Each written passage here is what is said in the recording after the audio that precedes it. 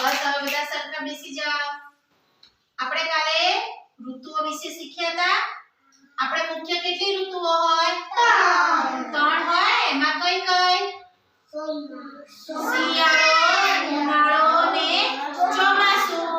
તો કાલે આપણે શિયાળા વિશે શીખ્યા હતા. શિયાળામાં બહુ ઠંડી લાગે, બરાબર?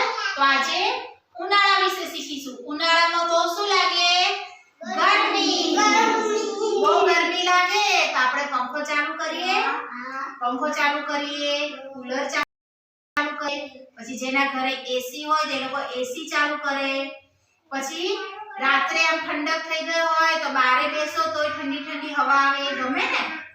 ઉનાળાની અંદર તડકામાં બારે નહીં જવાનું, તો બહુ લૂ લાગે તો બીમાર થઈ જવાય.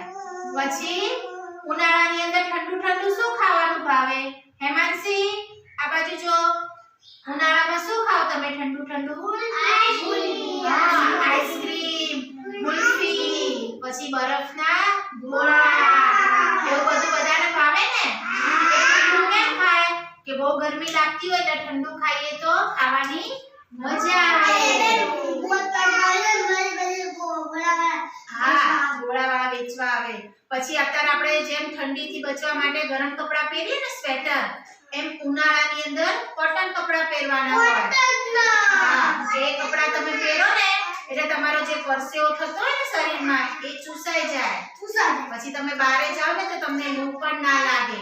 પછી ઉનાળામાં કેરી બહુ આવે. કેરી ભાવે ને બધાને? હા, ઉનાળામાં કેરી ખાવાની બહુ